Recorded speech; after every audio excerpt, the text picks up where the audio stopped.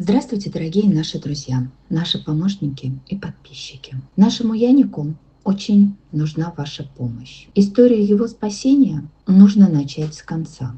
С того момента, когда измученный пес, хромая, подошел к чужой машине в пригороде Якутска. Неравнодушная женщина открыла дверь, и он из последних сил залез внутрь. Он понимал, это его последний шанс.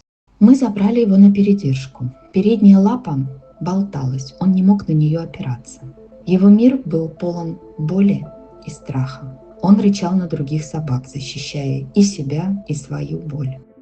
В клинике ему наложили лангетку, надеясь на то, что лапу удастся восстановить. И, казалось бы, вот она, новая глава.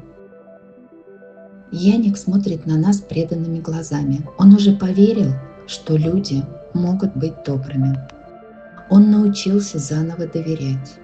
А до этого момента была жизнь на улице. Домашний спаниель, который постоянно скитался, несколько раз уже попадал в отлов, откуда его забирал хозяин. Но он снова оказывался на улице и в опасности. Это замкнутый круг безответственности. Какой-то болезненный, что ли, глаза гноятся, кушает. Есть, да есть не до конца съедать. Вот вчерашнее ушко, смотрите, вот этому капец долго брили. Вот такой ширины оно. И внутри прям вообще страшно, прям с самого прохода вот так вот все началось.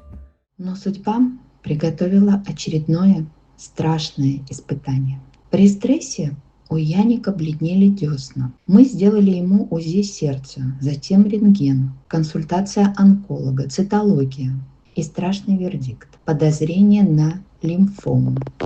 Так к жизни на трех лапах и паническому страху перед миром добавилась еще и онкология. Яник совсем не старый пес, и он очень хочет жить. Он доказал это, когда попросился в ту машину. Он готов бороться за свою жизнь. Посмотрите на этого товарища, бегает.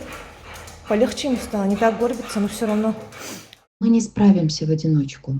У нас нет спонсоров. Мы с трудом собираем даже на обычную передержку. Лечение онкологии – это суммы, которые нам не потянуть. Капельницы, специальные препараты, повторные анализы, консультации. Это все очень дорого. Мы умоляем вас о помощи. Не только люди болеют раком. Собаки чувствуют ту же боль, тот же ужас. И они точно так же хотят жить. Любая сумма сейчас – это реальный шанс на жизнь. Не проходите мимо. Он так старался добраться до этой машины, которая спасла его. Помогите Янику выжить. Без вас ему не справиться.